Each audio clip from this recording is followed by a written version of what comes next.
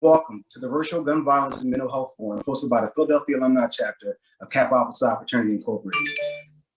I am Zahir Coney, a proud member of Kappa Alpha Psi Fraternity, and we are appreciative of you joining us for a much-needed discussion and solution-driven panel. We have an esteemed group of panelists this evening who will keep the conversation enlightening, informed, and engaged.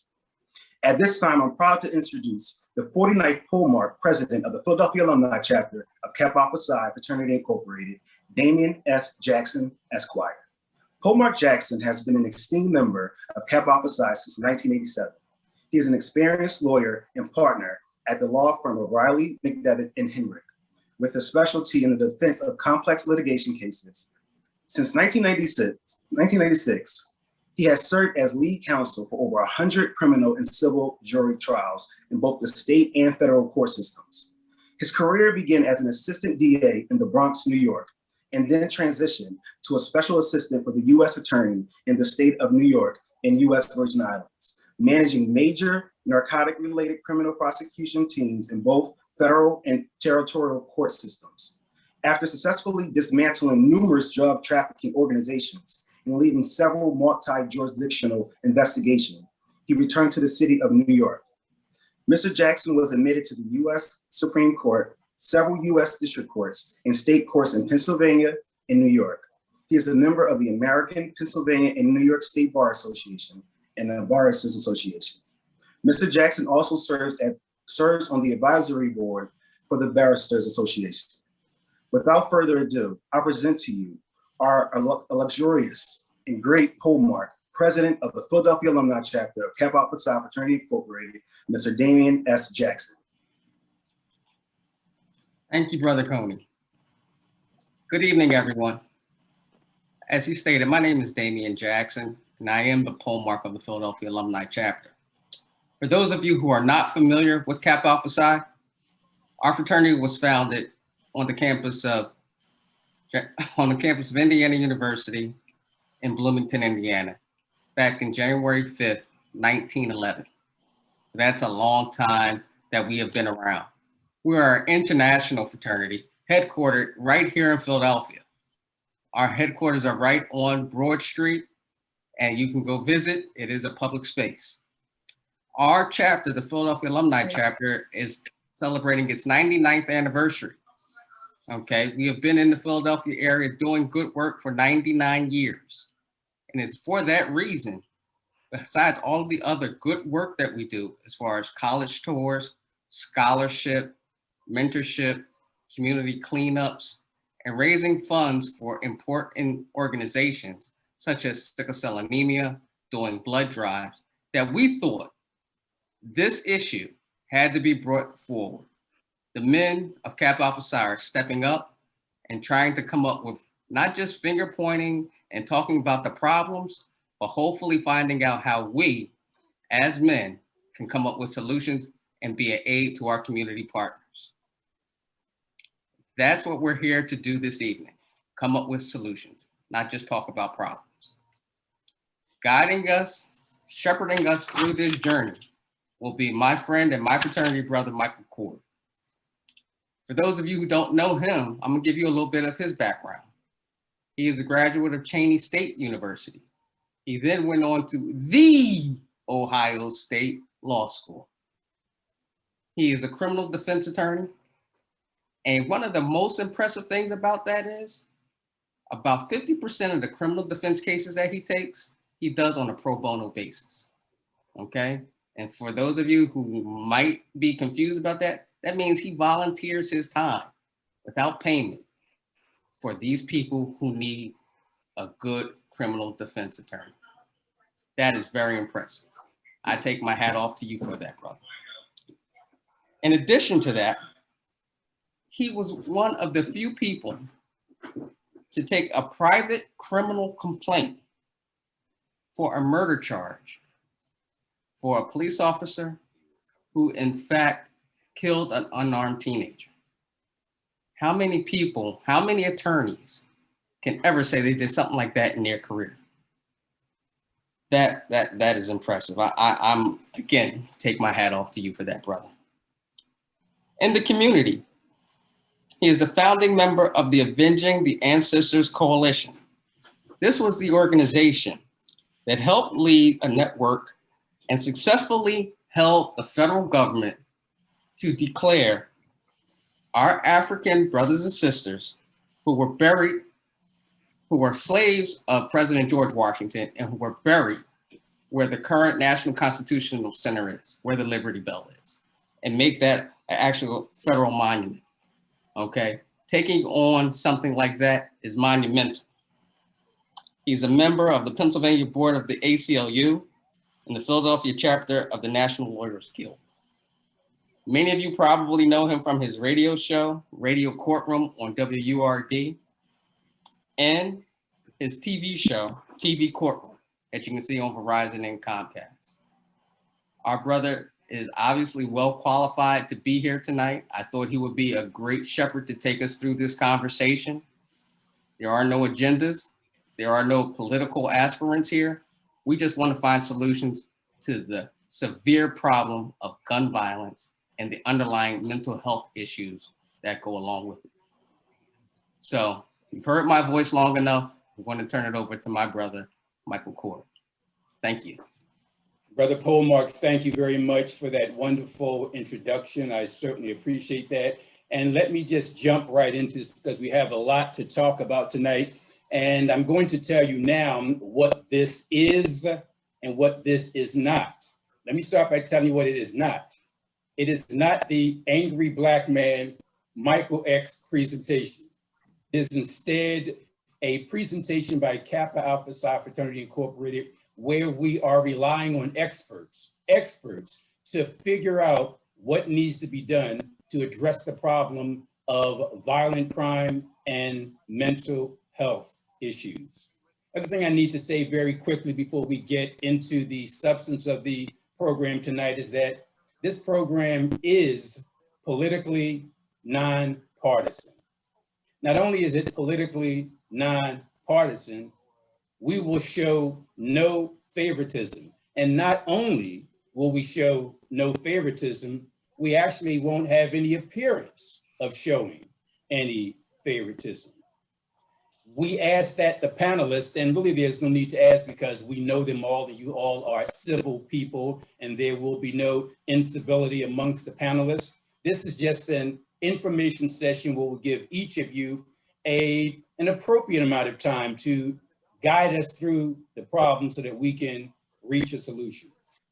The only thing we ask, actually the only thing we demand, is that by the end of tonight's session, each panelist provide us with the solution to end all violent crime by midnight, and then cancer by 9 a.m. or something like that. But in all seriousness, this is a very serious matter, and we hope to get serious and substantive responses from each of you. And before we begin the introduction of each of you, let me just say this. I talked about very briefly the issue of violent crime because that's at the forefront of everything we deal with. And when we look at violent crime, let me just address the elephant in the room. We're talking mostly in Philadelphia about young Black men, the type of people who I represent. Now, society tends to look at them and call them thugs, call them monsters. And every time I hear that, it reminds me of that Frankenstein book, that Frankenstein film. And many people mistakenly think that the monster was Frankenstein. The monster was not Frankenstein. The monster had no name. The thug had no name. Well, who was Frankenstein? It was the creator of that. So we're hoping that when we look at these young Black men and others who engage in this violent criminal activity, that we understand that something led them to that, that we understand that they are not genetically predisposed to do what they do.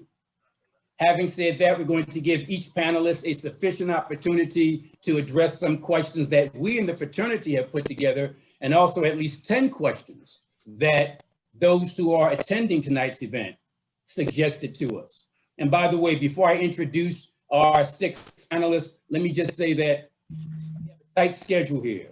And from 7:15 or thereabouts, it's about 7:10 now, what we're going to do after we introduce each of the panelists, we're going to go right into it for about 40 minutes. And I wish that I could speak for 39 of those 40 minutes, but I can't, and I won't. We're going to turn it over to our guests, our panelists. And here we go. This is an alphabetical order. First, Dr. Faruq Iman is a doctor of trauma-informed therapy. And that's important in terms of what we're talking about. To have a doctor of trauma-informed therapy on the panel is critically important. But we don't stop there when we talk about him. He's also a psychotherapist, a certified holistic practitioner, and a retired educator. And there's much more I can say about him and the other panelists, but we don't have enough time. We just want to touch it on what they are and what they do and move on. Second, again, in alphabetical order, Lawrence S. Larry Krasner. And we were having some technological problems getting him on, but we're sure, oh, we got him, here he is. Larry Krasner is a former civil rights attorney who represented Black Lives Matter, Occupy Philly, and other activist organizations. He is currently the district attorney of Philadelphia County. And again, we're proceeding in alphabetical order. Next, Commissioner Danielle M. Outlaw is the former Portland police chief and the first African-American to hold that post. She began her law enforcement career in the Oakland Police Department, where she spent 20 years. She is the current commissioner of the Philadelphia Police Department. And we have three more on the panel. I'll quickly get to them. Next is Bilal Qayyum. He's the president and executive director of the Father's Day Rally Committee, an organization committed to grassroots community campaigns in response to societal challenges facing African-American fathers, African-American males, and the community at large. Next, and we're pleased that we have a gentleman who's actually sitting in for the time being, for Joshua D. Josh Shapiro. Josh Shapiro, I have to say, and first of all, I get a big shout out to Anthony Luker, who's sitting in.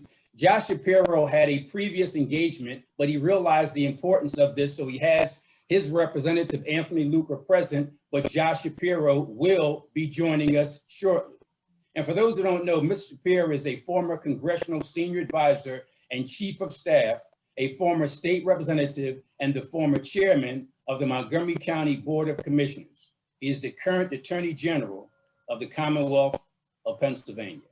And as they always say, last but not least, Samson Styles is and he wears this on his sleeve. A lot of times when people have run into trouble with the law, they kind of put that on the back burner, try to hide it. He does not. Samson Styles is a formerly adjudicated juvenile, a so-called delinquent, and a formerly convicted adult, a so-called convicted felon. But while incarcerated, he developed impressive writing skills. And upon release, he became an award-winning, let me repeat that, an award-winning documentary filmmaker. And he's on a mission in that capacity to help misguided youth. He is also an acclaimed TV producer, having worked at BET and Netflix.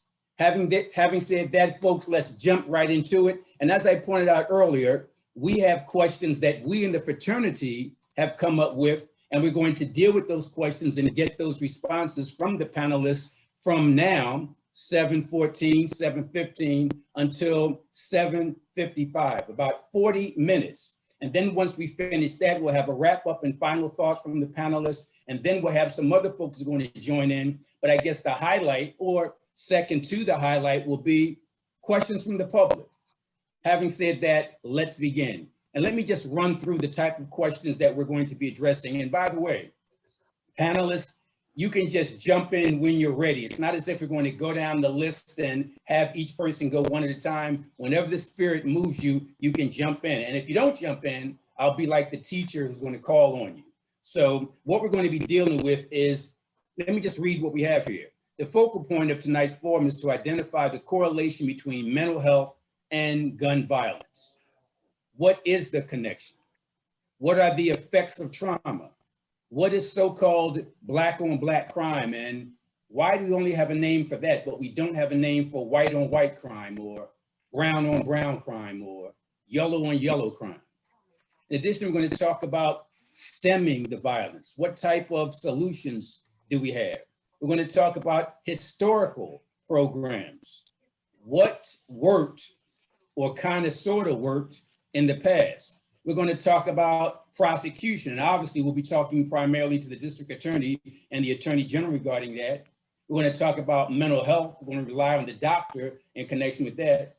And most important, we're going to talk about next steps, solutions. So having said that, in fact, what I did say is that you can just answer when the spirit moves you, but just to have some organization here, I am going to start by going down the list. I'm going to call on the first one in alphabetical order, go down the list and see how that goes. We might change that later, but I want to make sure we give everybody sufficient amount of time to respond. So going back to the beginning, the focal point of the forum is to identify the correlation between mental health and gun violence. What is the connection? Why are the effects of trauma not being discussed in broader terms? What do we need to do to build trust between the police, the DA, and elected officials? What's this concept of black on black crime? So let's start with that. And as I said, we're going to go through the list and then we might change that system later. But I'm going to start off with Dr. Faruq Iman. I said a lot in regard to the first part. I just want you to address the issue of violence and mental health. So the first question is there a connection? What's the connection? And what can we do about it? Dr. Iman, the microphone is yours, sir. Okay, I want to say good evening to everybody. My brother Bilal Qayyum, it's good to see you. It's good to see you, Brother Michael. When a shooting occurs, a person's sense of normal life and predictability disappears.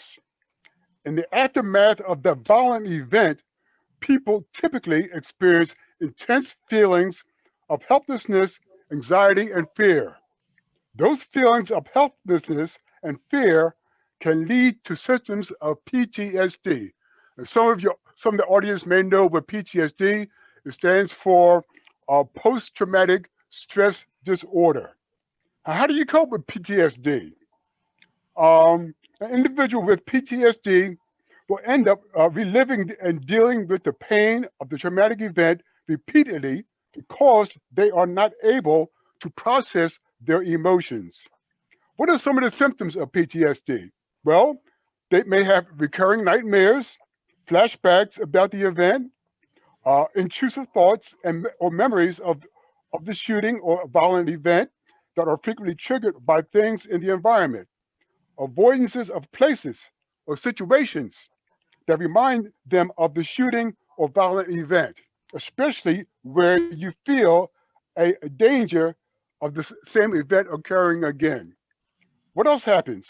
Intense fear and anxiety when hearing loud sounds similar to a gunshot or any kind of other violent event. A lot of military folks who were involved in wartime situations quite often have PTSD. We know some folks who work at the VA Medical Center in Philadelphia and elsewhere, and that's what they do. They treat the veterans who have been in wartime situations, and they certainly have PTSD. What else happens? Being on edge and in constant fear. So you can imagine somebody being on edge and constant fear almost 24/7, 365. It's not a good thing. In fact, Dr. Having trouble sleeping. We're certainly going to come back to you, sir, but we're going to give you another 30 seconds and just go through the list, but we'll come back so you can follow up. But you have another 30 seconds, sir. Thank you very much. Some of the things that we want to do to help people do that is they may need to see a therapist, they may need to see a group counselor and involve themselves in that sort of thing. So we want to get into not only the psychotherapeutic aspects, but we're also into the natural holistic aspects. So you might want to get into meditation, yoga, exercise, healthful eating, and supplements. And I'll stop right there, Mr. Coard, so that you can continue on. Well, sir, thank you very much. You started out perfectly, and we appreciate that. As an oversight on my part, what I should have said is that we're going to try to get 2 to 3 minute responses early on, and then we'll have some follow-up. Again, we're proceeding alphabetically, so we're going to throw that question to District Attorney Larry Krasner. The question is there a correlation between violence and between gun violence and mental health? Mr. Krasner, the microphone is yours. It is an honor to have the chance to address Kappa Alpha Psi and also this excellent panel, many of which is filled with people who know a lot and who can teach me a lot. So the answer is yes, there definitely is a correlation, but not in the usual sense. You know, the notion that all crimes are committed by schizophrenics or bipolar people is a bunch of nonsense. The truth is most people with diagnosable mental illness are actually less violent than the rest of us. But there is also really no question that when we look at what exposure to violence, even simply witnessing violence, hearing about violence does, is, in my opinion, a form of mental illness. There's been some very interesting criminology about the way gun violence spreads as if it were a virus, something I think we all are attuned to right now. But what it tends to show, and certainly my 30 plus years, 33 actually, in criminal justice would confirm it, including all the years I spent looking at the life histories of juvenile lifers who had to be resentenced.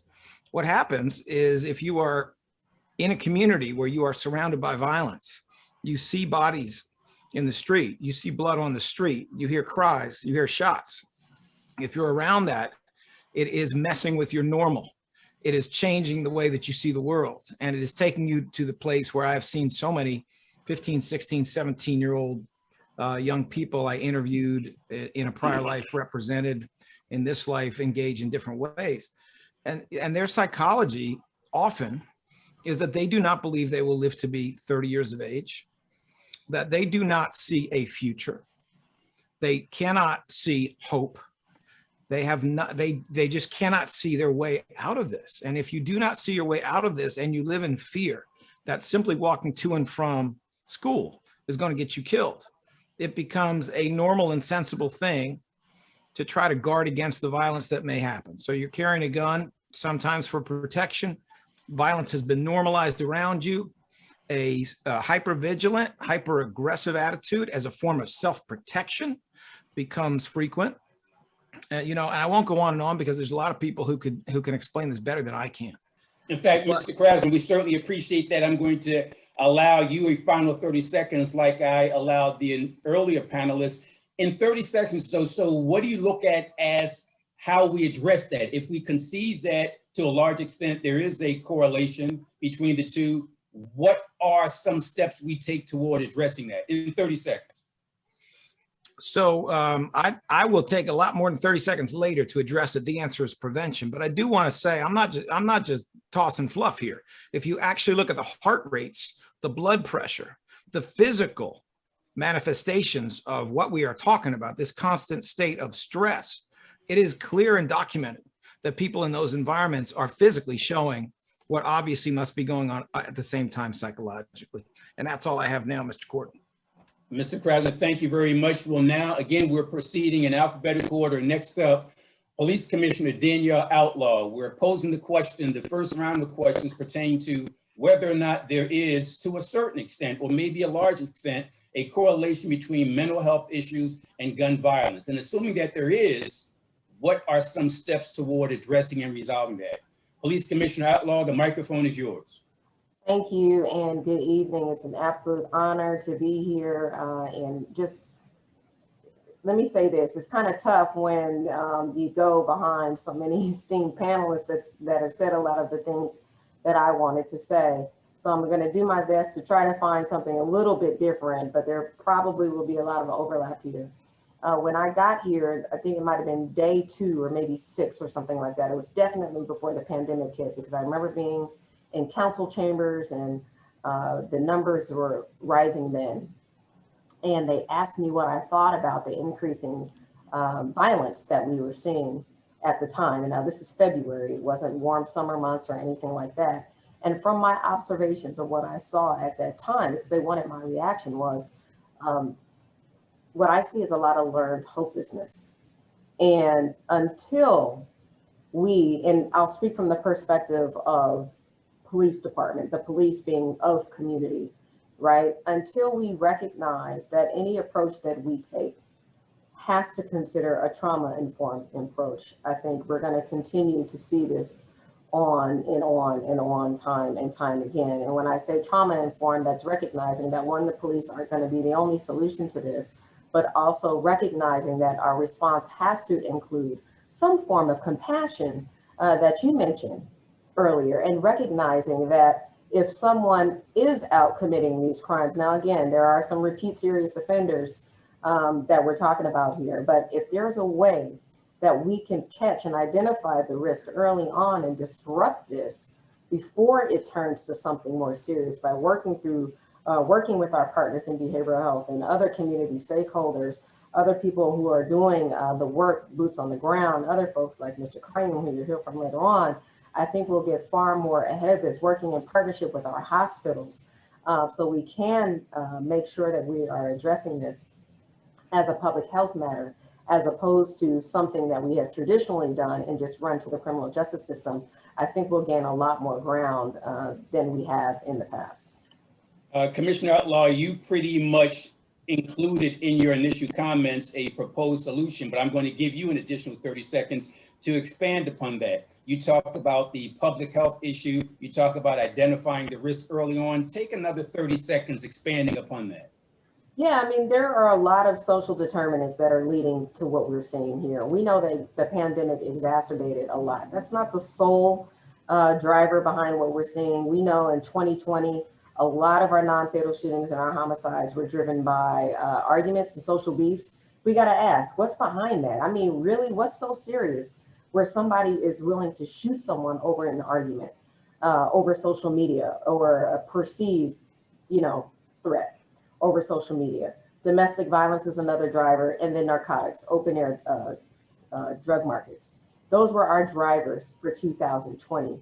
So obviously, knowing this, what are we doing to address that? But again, also, we know that there are other stakeholders involved in this, because when you reverse engineer it and you sit down and you ask somebody, well, why are you in, okay, narcotics, right? You don't even belong, a corner, really? A corner, you shooting over a corner? Well, this is how I make my money. I need a job. Okay, you need a job? Okay, you need access to equity, wealth, capital. Okay, that's one thing. But then we might also need to work with other community partners to teach them the discipline to keep the job, right? Folks are really quick to point their finger and say, well, where are their parents? Where are their parents? They might not have parents.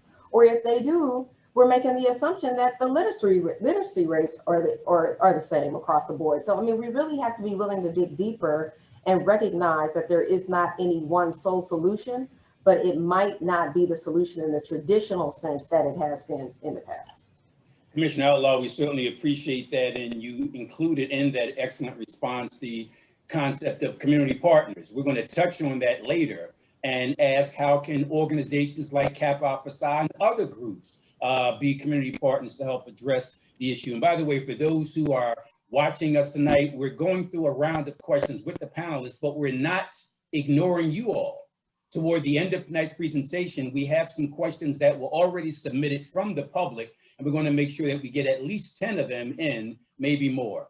Next, alphabetically speaking among the panelists, Bilal Qayyum. Folks who know anything about community activism in Philly know all about this gentleman, so I'll pose the same question to him. Bilal, do you see a correlation to a small extent or a large extent between mental health issues and gun violence? And if you do, how do we address and hopefully resolve it? The microphone is yours.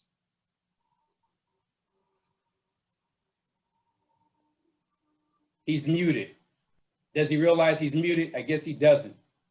I'm a little slow there. We got you. Thank you, Brother Michael, and to all the panelists and the great work they're doing every day. I'm going to take another approach. Violence in the city of Philadelphia is I talk to it in the terms of now racism and violence. White institutional racism is one of the key motivators which driving violence in the city of Philadelphia. And Commissioner Outlaw mentioned about hopelessness. When you look at it in the city of Philadelphia, 50% of Black males, youth are jobless. 30% of Black males are jobless. City of Philadelphia has 46% of the population. We only own 4 to 5% of the businesses in the city. I could go on and on the negative side of statistics in the city of Philadelphia, in the Black community, and in a lot of in the Latino community that's helped driving the violence. Because if you don't have a job, you don't have any hope. You come up in a family that maybe, Commissioner mentioned something earlier about that earlier, about parents. Majority of households in the city of Philadelphia, I could tell you in the Black community, don't have a mother and a father in the household. So you have all these ingredients that is causing, in my eyesight, the direction of violence that's taking place in the community. Now, that causes the trauma. You're traumatized. I go into the Juvenile Justice Center once a week, well, because of the pandemic, I had been in there. And one of the questions that I ask is, how many of you young men have been shot? Maybe out of 10 in the group, 5, 6 hands might go up. I'm sorry, 3 hands might go up. But 5 or 6 hands go up when the question's asked, I've been shot at. The commissioner and the police don't even have those numbers, because if a shooting takes place, police officers come on the scene, they see casings, but there's nobody shot. They don't know who was shot at. So every day you got Black males, which are the majority of the victims of violence, living under trauma every single day. So we got to address this issue of white institutional racism in the city to create opportunity and inclusion for Black folks before I really believe that we're going to see a major change. Yes, we need all those other programs. Yes, we need a coordination with the police, the community, with the DA's office, having the medical field, the medical hospitals and stuff involved. But until we address this question that nobody wants to deal with about white institutional racism in the city, how are we going to change that, create more opportunities and inclusion, we're going to continue to, I believe, to see this level of violence we're seeing in the city of Philadelphia.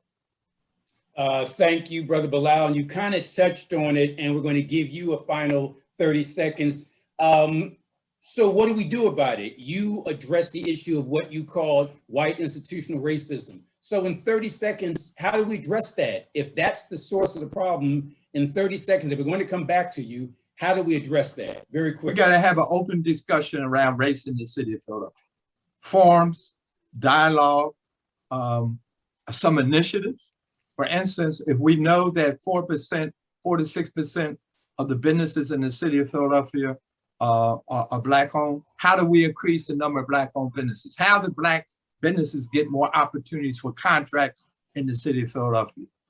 More businesses develop, more jobs will be developed. Those jobs will go to folks in the community. So there's steps we could take, Mike, but we got to have this open discussion that nobody wants to have about racism in the city of Philadelphia. Bilal, very well said. And a big shout out to my fraternity brothers who reminded me that we have to make sure we stay on track. We have about 25 minutes or so for the panelists, and then we're going to get to the public. Next up, and first of all, I want to give a big shout out to Anthony Luker. I'm going to allow him to say a few words, and then we're going to go to Attorney General Josh Shapiro. As I pointed out early in the program, I want to give him a special shout out because he had a previous engagement, but he made sure that he could juggle his schedule to make sure that he'd be with us. So we appreciate that. So first, let's go to Mr. Anthony Luker, and then we're going to turn it over to Attorney General Josh Shapiro and ask him that same question. Do you see a correlation to a large or small extent between mental health issues and gun violence? If you do, what do we do about it? But first, Mr. Luker. Brother Michael, thank you again. Thank you to all of the brothers of Kappa Alpha Psi. Thank you for the great work that you have done for so many years in the Philadelphia community and nationally, as well as on a global level, Brother Coard. With that being said, I am going to yield to the State Attorney General, because I know that is the voice that the folks who are on this Zoom this evening want to hear. So thank you so much, and I really appreciate that. Attorney General Shapiro. Well, Anthony, I think they want to hear your voice as well, and I'm grateful for your outstanding service here in the office of the Attorney General. And I want to say to Michael and to the Kappas, thank you for convening this important conversation. I'm honored that you included me, and I'm really pleased to be here with our DA Krasner, Commissioner Outlaw, my buddy Bilal, and many others. So thank you very much for having me. Look, let me try and hit this very directly and succinctly. The answer to your question is yes, period. So now let me walk through some solutions. And if I may, I'd like to focus my solutions more on the youth, because I think we've got some unique data to back that up, Michael, and I think it's an important part of the conversation. About 3-4 years ago, I started an initiative statewide called the Safe to Save program. Every student in every school, public or private in Pennsylvania, was given access to an app on their phone where they could report information that we thought would be useful to stop school shootings. And Michael, my 4 kids told me, no kid would ever use this app, right? That's what my 4 kids told me. And I'm really pleased to be able to tell them that they are wrong, because in the first year of using the app, more than 50,000 tips came in. But here's where I was wrong, Michael. Very few of those tips actually came in talking about school violence, talking about school shootings. By the way, thank God, right? Instead, more than 80% of the tips that we received through this app all had to do with young people's mental health, with suicide ideation, with thinking about self-harm. Interestingly enough, most of those tips were coming in from students looking out for other students. So we now have data from Philadelphia and across Pennsylvania that makes very clear these young people are struggling. And so what I have called for statewide is funding. Here's solution number 1, Michael. Funding to make sure we have a mental health counselor in every single school building in Pennsylvania. Good news, bad news here. Good news, the federal stimulus bill, or whatever they call it, the federal, I forget whatever the one that they just passed is called, actually provides money for school districts. The problem is, for Philadelphia, the way it was characterized under the federal law is we got money for 1 mental health counselor. We don't need 1 in Philadelphia. We don't need 1 in the school district. We need 1 in every building. So the state needs to meet that obligation. That's issue number 1. Here's number 2. 2 months ago at the Christie Rec Center, Simmons, a 16-year-old, was gunned down. Last Friday night, I went to play basketball with some of those kids. I brought my children there with me to play with those kids.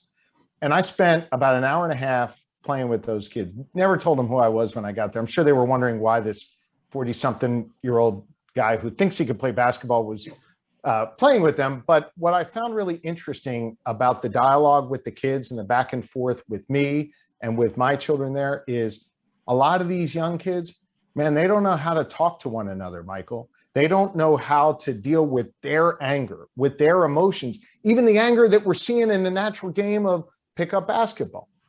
Also, no water there for those kids, no snacks for them. Most of them probably weren't going home to have a home-cooked dinner the way I was, blessed to be able to have with my kids afterwards.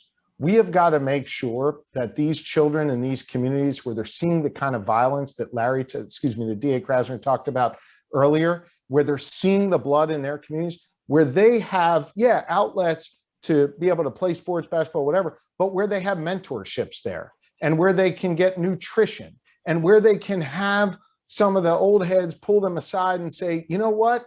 Yeah, he fouled you, but that's not the way we handle our bodies or handle our language when that happens. Here's a proper way to manage our anger. I think we've got to have a real focus on that through our recreational centers on how we deal with that. That's number 2. Number 3, the DA and the police commissioner talked honestly and rightfully about hopelessness.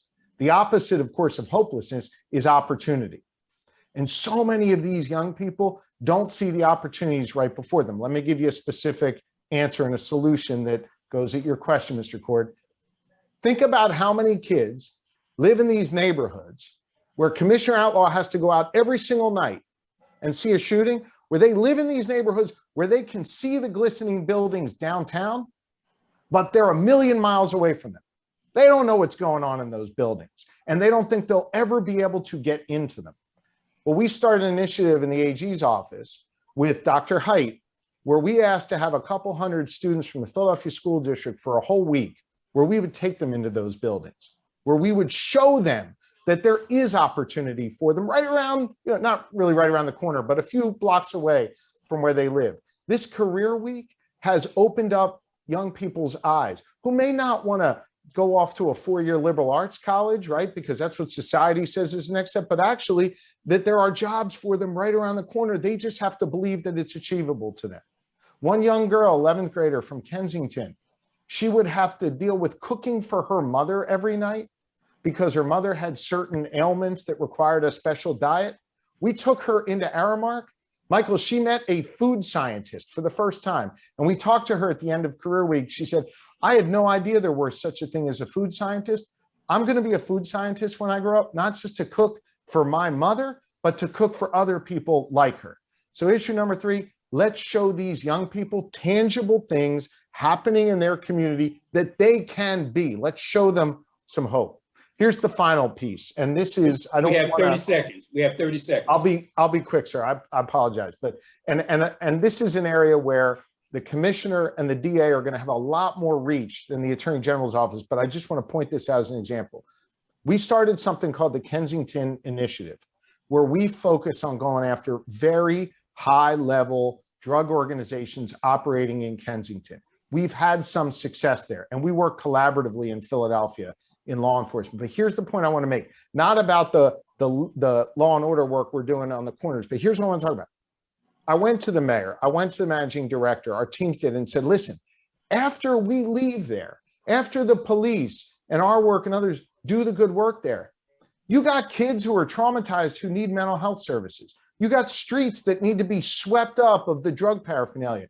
You got lights that were knocked out by those dealers that need to be turned back on. Because from my perspective, we judge our success not based on how many drug dealers we arrest, but whether kids can come back out to play on the corner of Argyle Street where they can now. And the way that works is not by my law enforcement agency providing social services. We don't do that. The police commissioner doesn't do that. But where you can marry up, and this is the 4th and final point, Michael, where you can marry up the social services that exist in a city, county, state, whatever they are, with the work that law enforcement does on the tail end, so that when we leave, after we've had that operation, after the DA or myself have prosecuted the people who are infecting our communities with those poisons, that the social services are there to help deal with the trauma that was left behind. Those are 4 concrete things we can do today that will help deal with helping young people have some hope and reduce the violence in our community. It's not the be all end all, but it's an important part. Mr. Attorney General, thank you very much. And by the way, we are on a tight schedule, but each panelist has given us so much information that we got to make sure that we get even a little more. So we're probably going to go maybe 5 to 10 minutes longer than we had anticipated. And that's because we're getting good stuff from each panelist. The final panelist for the first round of questions is Samson Styles. And as I pointed out earlier, Samson Styles has an interesting background. And if there was someone on the panel who has his pulse not only on the streets, but in the jails and the juvenile detention facilities as an inmate, it's our next panelist. So Samson Styles, I'll ask you, based on your personal experience, based on your research, do you see a correlation between gun violence and mental health? And if you do, what do we do about it? The microphone is yours, sir. I'm going to thank you, Brother Coard and Kappa Alpha Psi for even having this platform discussion. I'm going to make this very brief because everyone hit the points. Yes, there is a direct correlation. Give you an example. When I was in prison, I did 7 years in adult prison, 18 months in juvenile. When I was doing time in the adult prison, I tried to count how many people I know personally that I grew up with, that I know that I had conversations with, that died, that got killed because of gun violence, rather in front of me or something I heard, attended funerals, and I stopped counting once I reached 100. I was in my 20s then. That's not normal. That's not normal for someone to experience this amount of violence. But when I asked other people, there was a couple of other cellies that I had, and I said, let's add up. Some almost reached 100, but I reached 100 easily. That's not normal. Now, this is the normal mindset of people that come from this community's death. Seeing this is so you're talking post-traumatic stress disorder automatically. That's without a doubt. Now you got anxiety, right? You got anxiety to add to that. You got anger management because the way the community is built, it's built that you are glorified if you have a quick temper. If you show that you're not having it, the little girls in school, they want to date the guy that could beat up everybody. The one that shows that they could be protected around them, right? So now we developing this anger management. When I first moved to the notorious Pink Houses projects in East New York, and I grew up also in the Brownsville projects, but I moved from Park Slope, a diverse community. It was a very different mindset. So I was glad I was able to experience both to see that there's a difference in how people learn and act in diverse communities versus predominantly underserved communities. Now, as far as, I'm gonna give you the answer real quick so we can move on. The answer is, this had happened before, but guess what? It wasn't with the Black community. It was with the white immigrants that was deprived. And in those communities, guess what they did? After World War II, you had the GI Bill. They helped, and then the government helped subsidize their moves into getting affordable homes that they value increased. So they had reasons to stay out of trouble and to protect their property. And it was also systemic redlining so that Blacks couldn't come in those areas. And before that, some of the immigrants and the Blacks that came from the Great Migration, they were friends in these neighborhoods because they all suffered in poverty together. But once they financed the white flight, they also, you know, let them know that if any Blacks come in the neighborhood, your property value is going to go down. So what did that do?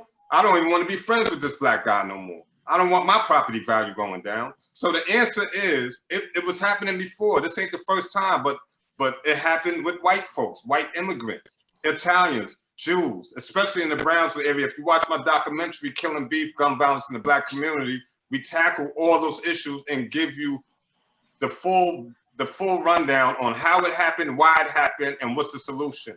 You don't see the violence going on no more in those white communities that exited from those impoverished areas because they gave them bank loans, they gave them opportunities, they gave them a reason to protect their assets that they funded, and that's the answer. Because we know it works. If it works with them, it can work with us. Mr. Styles, that's a great answer. And it's such a great answer. I'm going to give you another 30 seconds to add on to that because you kind of rushed through it because of time constraints. We understand that. But you hit it on the head. You touched on the type of thing that Bilal Qayyum talked about. So go ahead. You got another 30 seconds, sir. Well, you know. 60 seconds. You got another 60 seconds. I appreciate that. Well, you know, there are people in the community that's doing the work. And one of the things that I want to shout out Commissioner Outlaw is when she said that she want to put some of the funding with these organizations for the Memorial Holiday to help decrease the gun violence. And it will happen because these people were once viruses and now they're part of being the vaccine, right? So if you give them the money and the resources to watch their own neighborhood, they know Raheem from down the block is a shooter and Raheem just had an argument with Lee. The police won't know that. Somebody else that's just policing the community is not going to know that. But these interrupters they know that. So they know this argument just happened. Hold up. We could put some extra interrupters on here. Yo, check on Raheem, make sure he don't go get that gun. And that will decrease the violence in the neighborhood. Plain and simple.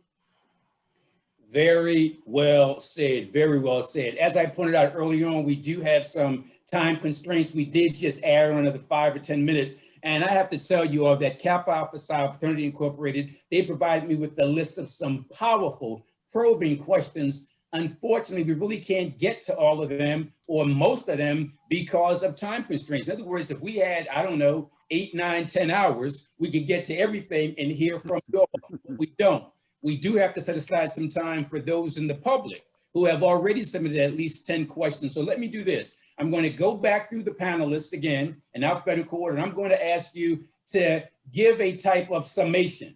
If there's anything that you think should be said to the listening audience that I didn't ask you about, if there's some talking point you wanted to address, if there's something you want to repeat or highlight, I'm going to give each of you about 3.5, 4 minutes apiece just to talk about what you think is important that has not been addressed. And when you do that, when you give your summation, when you give your comments that you think really need to be shared with the audience, I'd like you to tie in what Mr. Styles just talked about. Is there a need, and no disrespect to the panelists, including me, but we're not really spring chickens. Maybe Mr. Luker might be, I don't know. But for the most part, I think most of us are about 35 years old or older. He looks 21. So my point is, in fact, I can't forget Mr. Styles. Had he not told us how much time he spent, I think that he was a very, very young man in his early 20s. But having said all that, so I'm going to give each of you, going back through the panel, going back in alphabetical order, I want you to give in 3 minutes, 4 minutes, a summation, a highlighting of what you think needs to be shared with the community, and talk about whether that includes bringing young people in. Because Mr. Styles talked about it. People in the hood, young people in the hood know Raheem, know Jamal, know Tyrone. Is there a way to bring them in and make them part of the solution? The phrase he used was they went from being a virus to a vaccine. So again, I'll give each of you 3.5 to 4 minutes to state whatever you want to state. If that's your talking point, so be it. But I hope you incorporate in that how we bring in young people to help you lead the battle to resolve this issue. So again, we're going to go in alphabetical order, each of you 3.5 to 4 minutes, and then we'll get to the public. First up, Dr. Faruq Iman. Thank you, Mr. Coard. About 40 years ago, we were involved in anti-gang activity. Some of you may remember we were part of a group called the Philadelphia Committee on Services to Youth. Some of you may remember Edwina Baker, Alexander Talmadge, Steve Pena, the former state representative Curtis Thomas, and many others. One night we had a conversation, a few of us had a conversation about gun violence and gangs. And what we asked is, what would happen if all the guns in not only in Philadelphia, but the world suddenly disappeared or no longer operated? Would there still be violence? And so we discussed it for a few seconds, for a few minutes. And we came over and said, absolutely yes, because violence has been committed against people long before gunpowder was invented, long before bullets were invented, and long before guns were invented. We have to remember that people have been lynched, still are. People have been burned, still are. People have been bludgeoned to death, still are. People are raped, still are. People are stabbed, still on and on and on. And let's not forget biological warfare or biological terrorism. More people have died from biological warfare than all the blunt force trauma and gunfire put together. So that's a topic of another discussion. Also, we want to remind people that Ms. Coretta Scott King expanded the definition of violence. She said, I must remind you that starving a child is violence, that suppressing a culture is violence, that neglecting school children is violence, punishing a mother and her family is violence, discrimination against working man is violence, ghetto housing is violence, like Brother Styles talked about. Ignoring medical need is violence. We won't go down that road. That's another conversation. Contempt for poverty is violence. So we need to understand all the ramifications of what violence means in our community. And Brother Styles, again, he touched on that quite eloquently. The other thing is that Dr. Amos Wilson talked about black on black crime. In fact, he wrote a book, Black on Black Crime. He said, well-meaning sociologists and criminologists would have us think that it's unemployment, lack of adequate education and job skills, broken homes, drug addiction, learning disabilities, lack of government commitment, black male irresponsibility, and capitalism, which are among the major causes of black criminality, black on black violence. The white American community would have us think that increased police surveillance, apprehension, and punishment, increased investment in police weaponry and manpower, increased prison construction, long and harsher sentences, containment of the black community, just say no to drugs, a war on poverty, and the like would curtail and prevent self-destruction, violence, criminality, and social deterioration in the African American community. Time and experience have amply demonstrated that such approaches are overworked, ineffective, and bankrupt. Moreover, such approaches does not attack the primary causal factor of criminality and violence, white supremacy, like Brother Bilal Qayyum has said. White supremacy, by its very nature and intent, requires the continuing oppression and subordination of African peoples, and in time may require their very lives.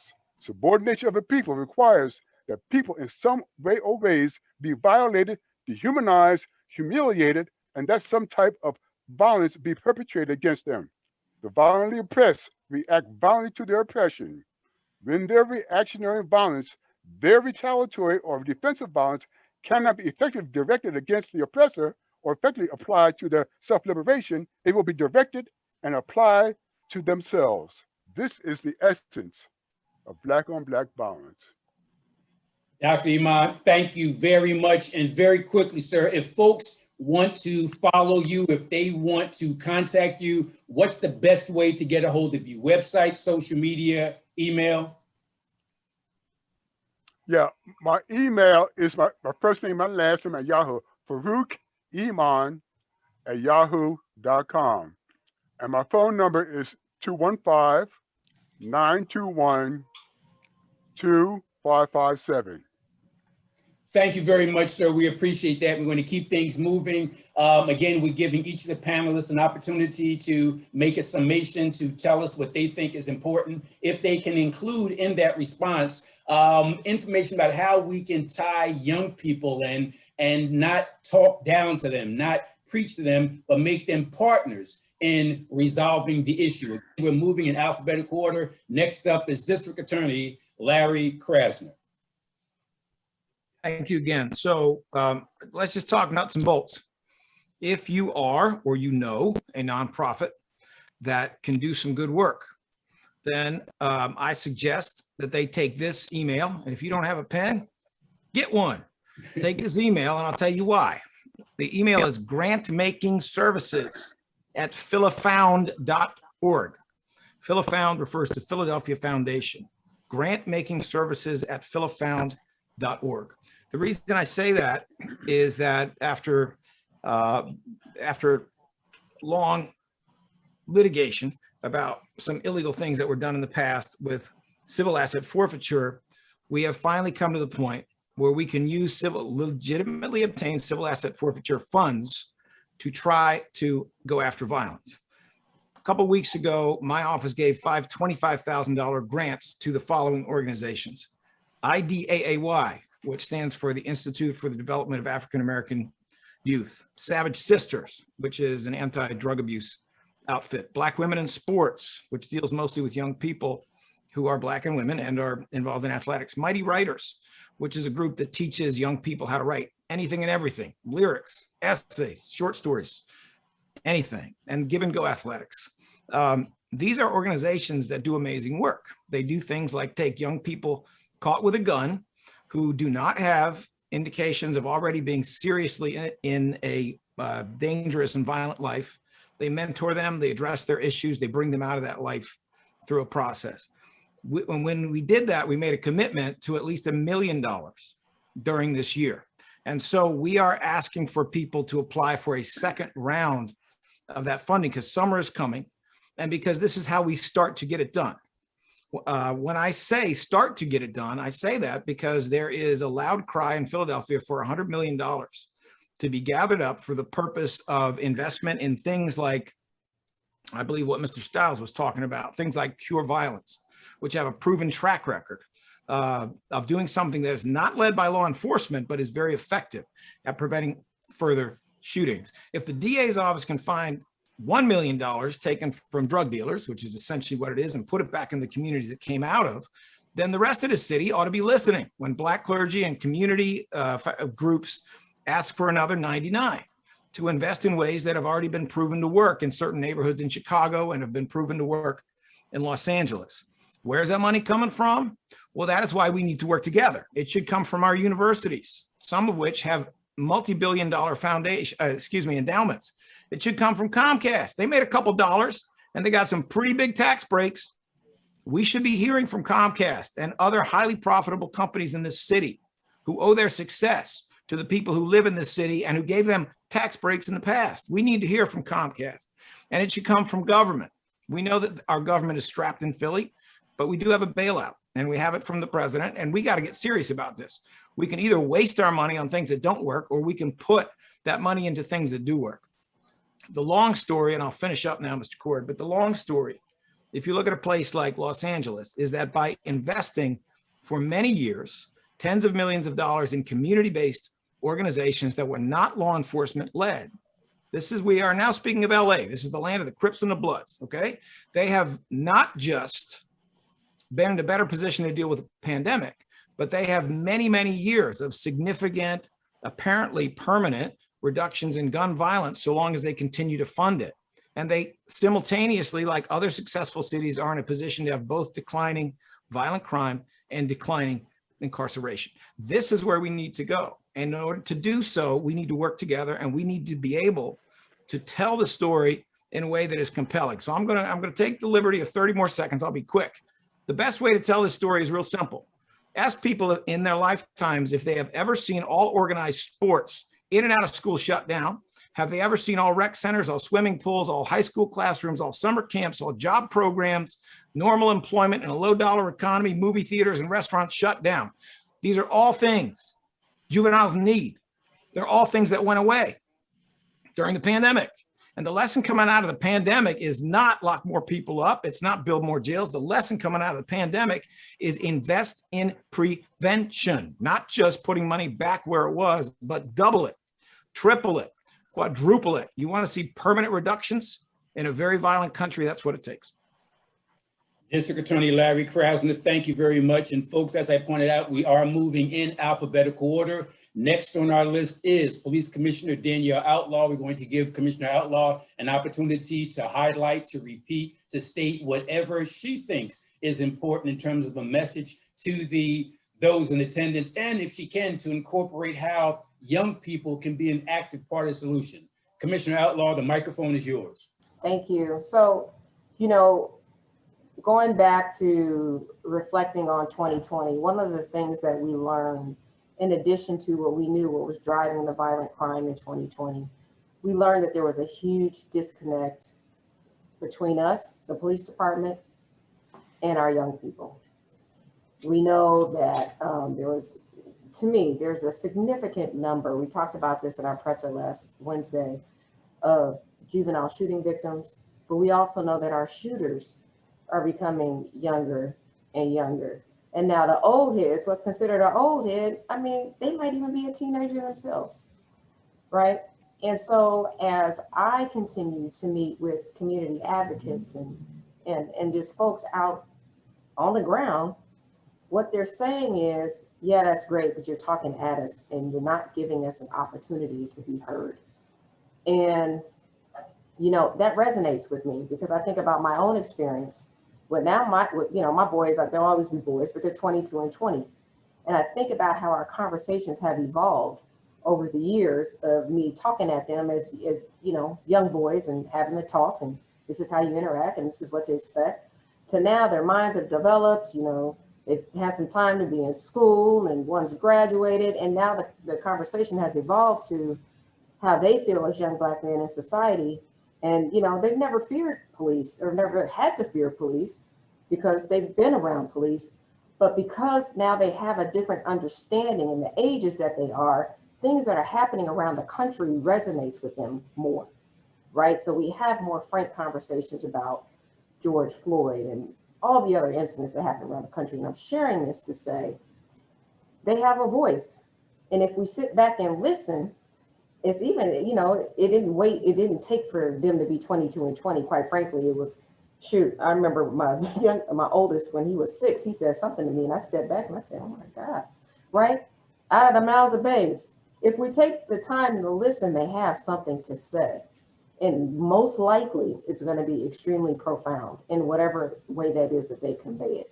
So we have a responsibility in law enforcement to create venues or vessels so that there is a direct connect. I'm hoping to roll out our Youth Advisory Commission very soon so that they meet with me at least on a quarterly basis and have a direct line of communication with us.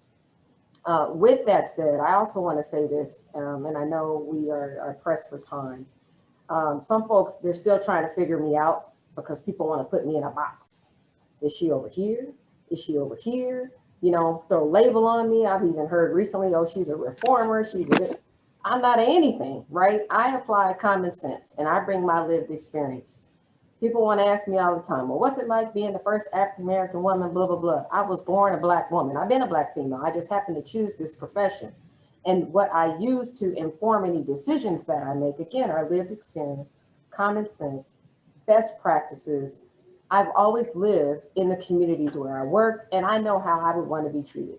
I say that to say, because I provided the responses that I did in the beginning, and I genuinely believe all of that.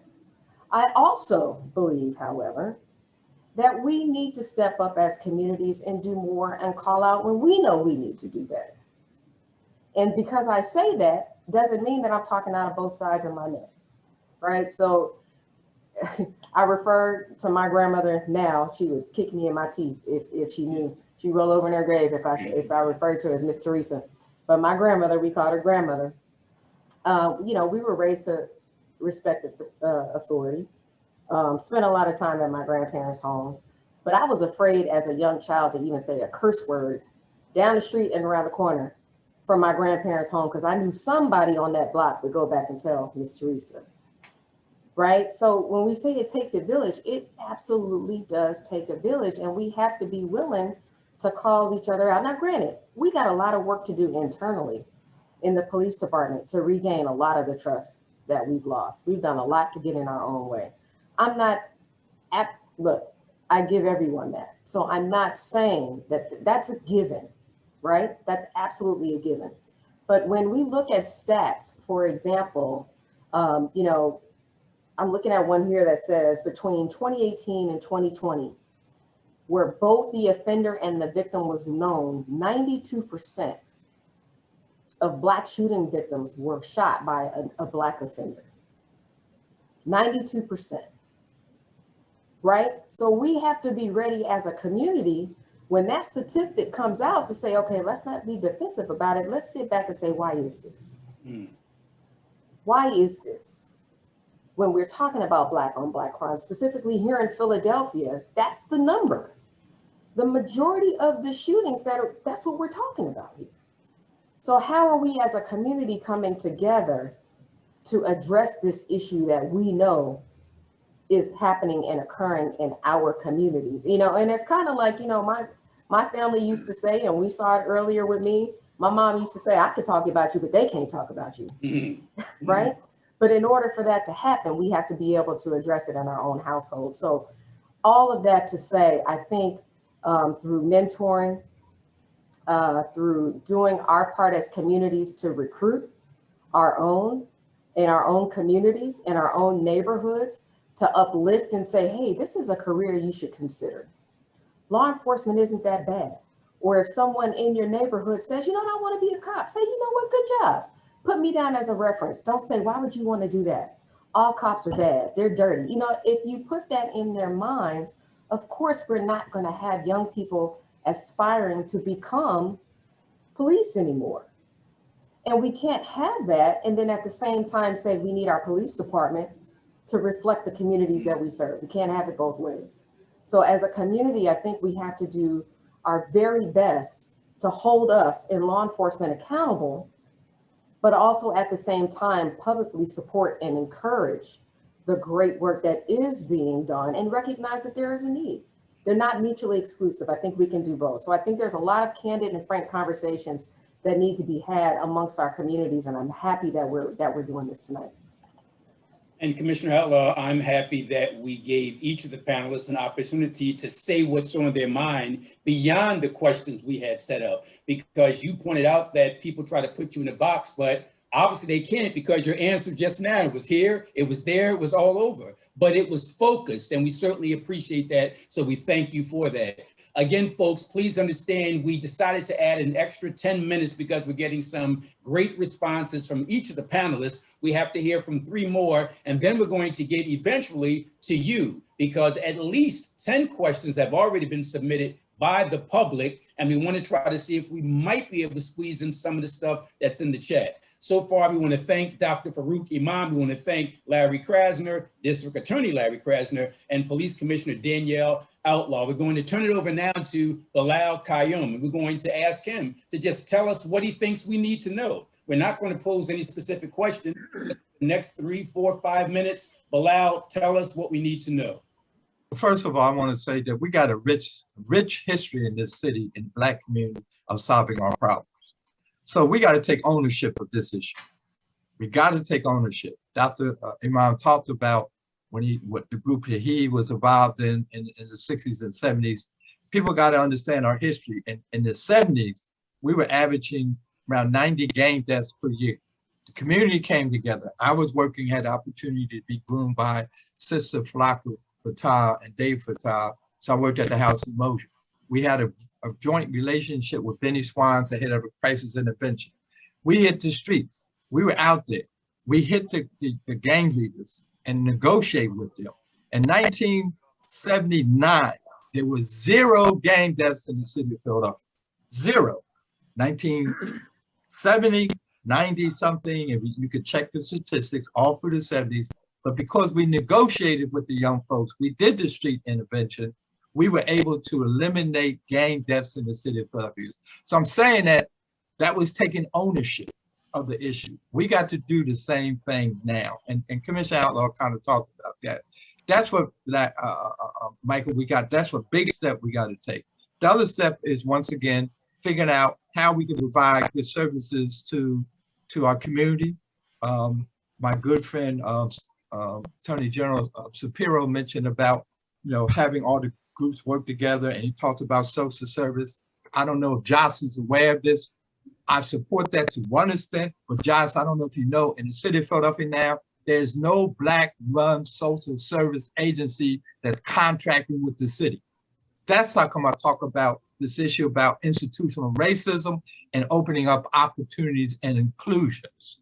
We got to get to that issue, but at the same time, I would say the Black community in particular, and the other communities, we got to take ownership. We got to take ownership of this problem. We did it in the past, and when we took ownership, the police were our enemies back then. Outlaw probably doesn't know this. When we were out there trying to reduce gang deaths, they would pick up gang members from one gang, the police, and put them in a police car and take them to the corners of the other gang. Or they would put them in the back of the wagons, and they would take you through Fairmont Park for rides, high speed, stop. And then, so police were not our friends back then, but we solved it. Today, we have our friends. Commissioner Outlaw, I consider a friend. I think she considers me a friend. She knows I will talk about her if she's wrong, but I do it to her. Just like Larry Krasner knows, I will talk about him, but I do it to him because I'm worried about solving the problem. Ownership is a big step for us to do that. So that's what I would say. The last point, because I know I'm running out of time, is you talk about intergenerational. I understand as an old head, I'm backing away. I'm working with a network of groups in the city of Philadelphia, the anti-violence advocates, the young folks. I'm pushing up. I'm letting them take the lead. They appreciate it. And what's interesting when Commissioner Outlaw was talking about old heads, the term on the street is, they don't call me old head now. They call me Unc. So if you're an older person, you get stopped and a young guy says Unc, what that means is a term and endowment. The old heads are the guys on the corner with them that are in their teens, 20 and 30. That's their old heads. We are now Unc. So I understand as an Unc, I got to step back and let the younger brothers and sisters do the work. They know they can call me 24 hours a day. I'm available to support them. But ownership is the key word I want to leave tonight. Bilal, before we get to the next panelist, how can folks contact your organization? They could call me 215-696-5362. My email address is my name, Bilal, B-I-L-A-L, Qayyum, Qayyum, @comcast.net. Brother Bilal, thank you very much. And I want to thank all the panelists. We're going to get to our final two in just a second because these folks had obligations elsewhere. They made sure that they set aside time for us. And now we are imposing even more time on them, but they are gracious and we appreciate that. We do have time set aside for the public. We got to get to your questions and we're going to present them to the panelists in just a second. Let's go now to State Attorney General Josh Shapiro. Attorney General Shapiro, this is your opportunity, 3 or 4 minutes to say whatever needs to be said without me throwing any questions. You can lead yourself on the stand, you can answer your own questions. So go ahead. Thanks, Michael. You know, when this round started, you asked a variation of that, talking about how you said how young people can be part of the solutions. I want to focus, I'm going to give you 2 answers, concrete things like I did in the first thing. But I want to talk a little bit about the marriage between young people and unks like Bilal and why I think that's really important. But I also got to note the presence. I see Derek Green and Sharif Street. I know Donna Bullock is here. She's doing a great job as chair of the Legislative Black Caucus.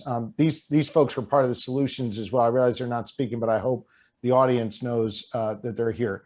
2 things. 1, a big part of my jurisdiction in Philadelphia as it relates to gun violence is dealing with straw purchasing. That's the authority I have as the state attorney general, working, of course, in concert with the police commissioner and DA and others.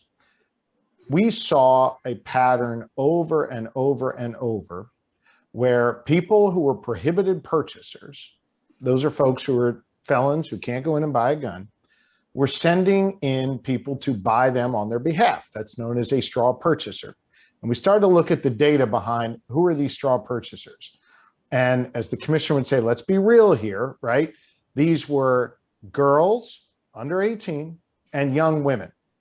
And so we said, look, this is my view, it makes no sense to arrest girls and young women when most of the time they don't even know that straw purchasing is illegal. They don't realize what's going on. And frankly, many of them are in situations where there is a real imbalance in the power that exists, the power dynamic between typically the man who's the prohibited purchaser and this young woman or girl. So an example where we created that partnership between someone who's got a little bit of gray hair and a lot more knowledge than me, Dr. Dorothy Johnson Spite, we took Dorothy and her group and created an initiative known as Operation Lipstick.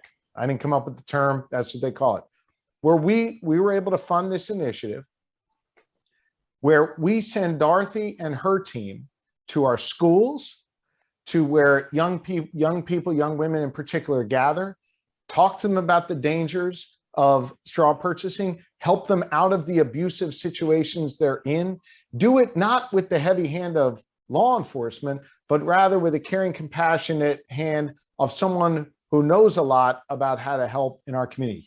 Helping empower young people to make smarter decisions through the use of expertise like Dr. Dorothy. That's one example. Here's the second example, and then I'll yield back whatever time I have to you, Michael, so you can move on.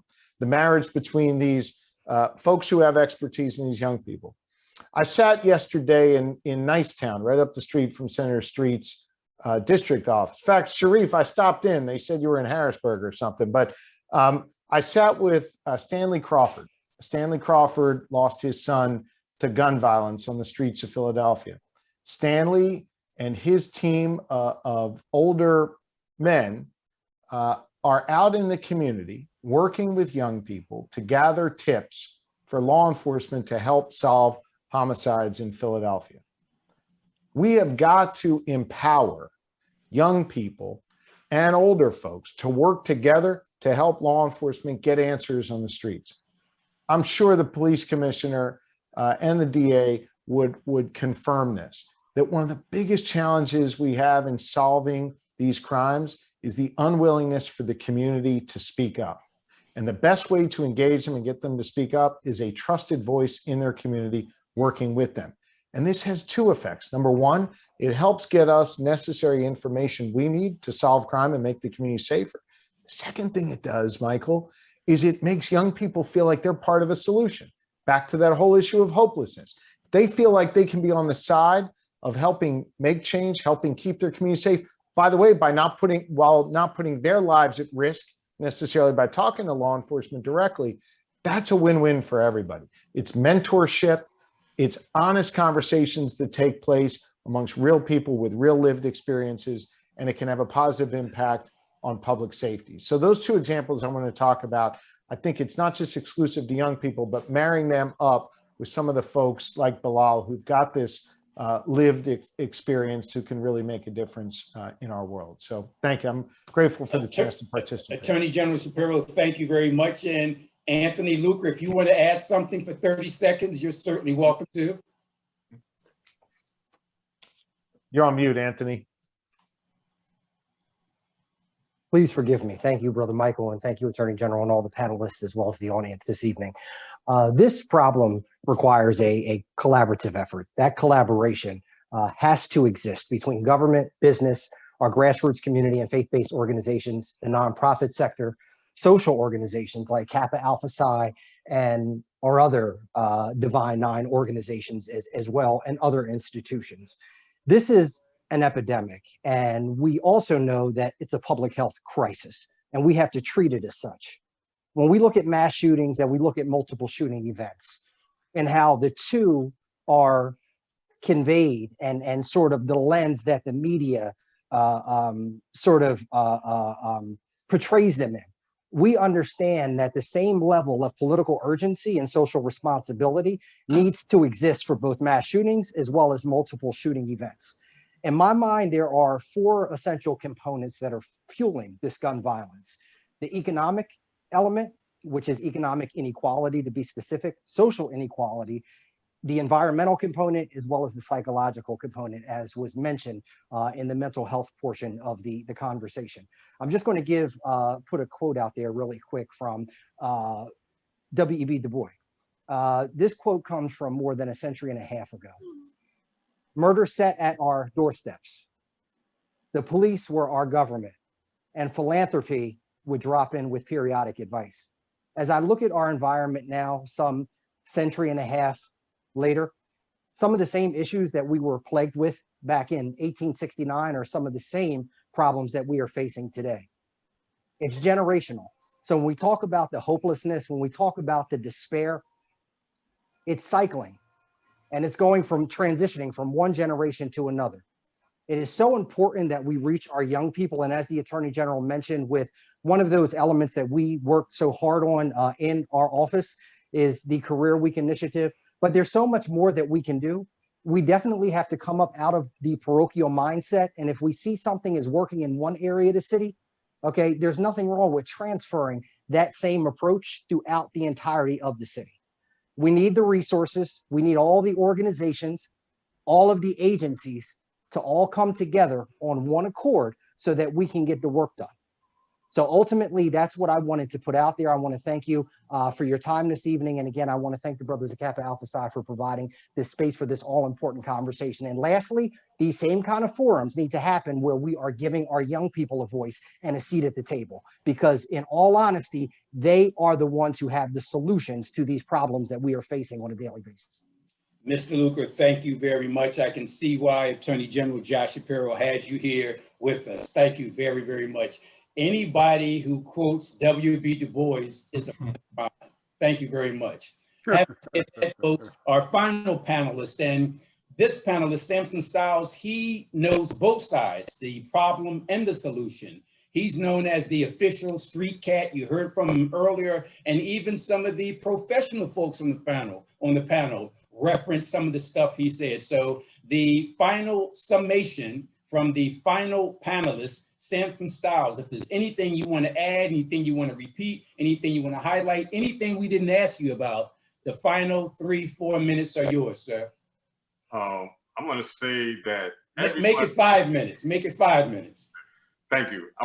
Go ahead. I want to say everyone hit it though. Everyone hit a certain point, and to lead off where Mr. Luker left, where he said that the youth, basically, to get them involved. There's many aspects to that, right? And what the brother Bilal said about they call me the Bloods, the Crips. You know, I teach documentary filmmaking and script writing to people that's in alternative to incarceration programs and you know, facilities and schools with the young people a lot. So I have to give them room to create so that they can stay interested. And I have to do the stories that they want to tell, rather it be gun violence, dice on the corner, whatever. I have to give them that room to express themselves and to be able to document it. And that's what interests them. So we have to get them where they're at. And somebody's phone. But another distracting, excuse me. We're good, man. Just keep okay. going. We can hear you clearly. Not a problem. Yeah. So, you know, with the young people, you have to meet them where they're at. So a lot of them is either music, it's sports, and what the district attorney Krasner said was very important also about even I think it was something that said something about negotiating with some of the people that's in the community that have influence, right? So for instance, most of these young kids that are getting killed, most of the people that's getting killed is between the ages of like 15 to 25, 29, like it's in that range, right? So they all have an OG for the most part. If they're gang affiliated, they have an OG. Their OG may be 19, 20, and they giving the orders to the young ones. They could tell them they have more control over their kids than their parents do. The OG could tell them, yo, don't go to school. I got some work for you to put in. If he part of that gang, he's not gonna go to school.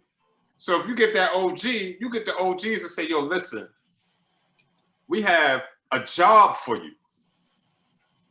We know you know, controlling these young kids right here. If you get them to go to school and get their grades up, I'll give you X amount for each kid that's under you that gets their grades up and graduate.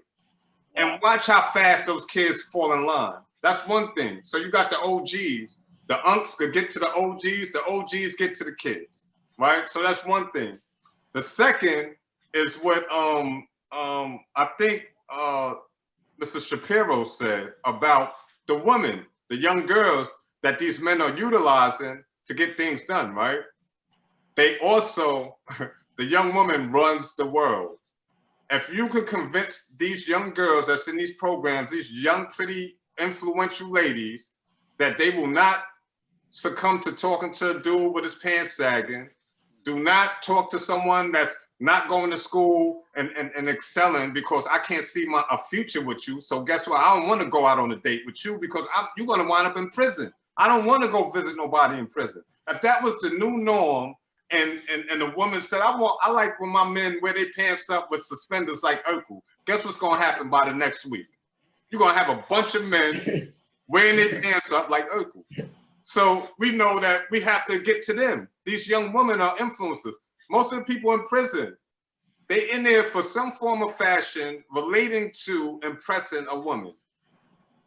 In some form of fashion. Like I said, when I was younger, I developed an anger problem. And why the girls like that? Yo, don't play with Samson. He will snap on you. So now I'm geeked up. Somebody say something to me, I may not want to react in that way, but hold up, the girl's looking, I got to perform now. So they can control the whole climate.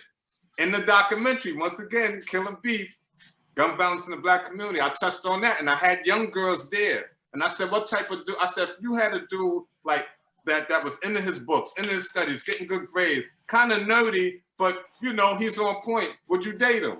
And these are the popular girls in the school. Nah, I'm not gonna lie, no. Why not? Because that's not my type. What is your type? No, I want somebody that's not having it, basically. So they have a big part of influence in this culture. Most of the stuff, the music is talking about getting money, talking about violence, talking about the cars, and for what? To impress this woman.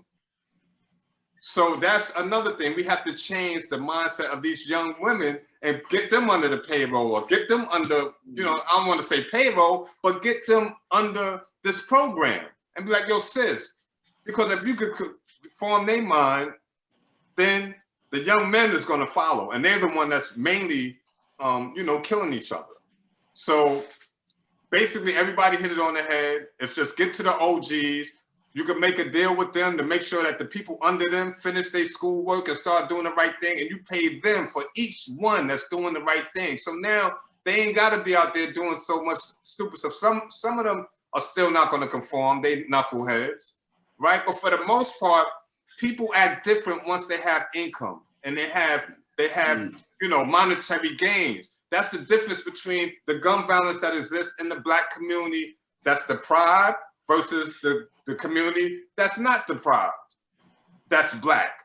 There's not a lot of gun violence and violence in these prosperous Black communities because they're prosperous. They got money. They got a lot to lose. You got to give them something to lose. Right now, they don't have anything to lose. You got to give them that to lose. And that's it. I'm gonna say my piece. Well, I gotta say, man, that was powerful. And they said that we're supposed to be nonpartisan, but I gave you the fist and I was clapping for you. Delete that from recording. I didn't do that. I was stoic, I was fair, I was even-handed. But having said that, before we move on to the next part, and by the way, I really got to give a shout out to folks who took time from their busy schedules, all the panelists. I know Bilal was busy. I know that Samson was busy. I know that Dr. Iman is busy, and I certainly know that DA Larry Krasner and Attorney General Josh Shapiro, and certainly Police Commissioner Danielle Outlaw. If any of you have to leave, we certainly understand that. We hope you could stick with us for another 10, 15 minutes, but we realize that you got to do what you got to do, and we just want to thank you for that. Having said that, we got to get in a few other folks before we get to our opportunity to pose questions from the public. And by the way, big shout out to my fraternity brothers, certainly our poll mark, because they alerted me to make sure that I reminded folks that this is not a one-shot deal here.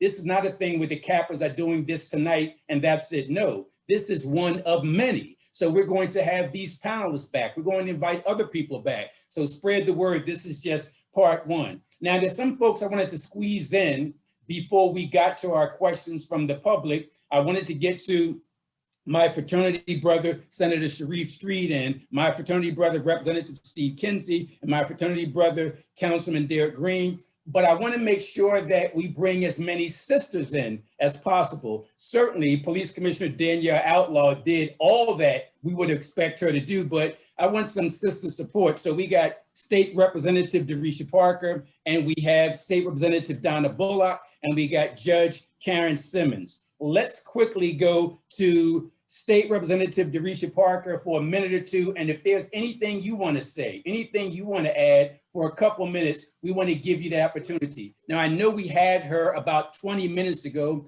I assume she's still with us. If she is, State Representative Darisha Parker, we'll go to her. Good evening, everyone, and thank you for this very fluid discussion.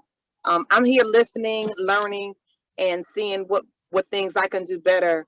I want to echo the sentiments of AG Josh Shapiro when he was speaking about the women.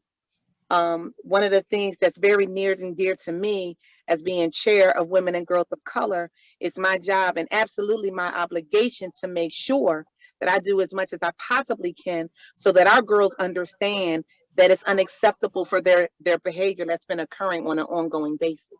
And then I need to show them that there is a better life outside of what they're doing.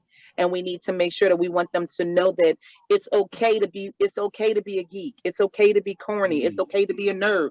That's sexy. I think that's it's great to read a book. It's great to do these type of things. And I'm going to encourage them, but I'm also going to encourage them, you got to cover up. That means I shouldn't see your thumb. I shouldn't see your thigh. I shouldn't see your breast. I shouldn't see any of those things, because every time you see State Representative Parker, even though I got my camera off because I got a baseball cap on, no makeup on, these cameras aren't too friendly for us Black sisters these days. I'm definitely very, very, very covered up.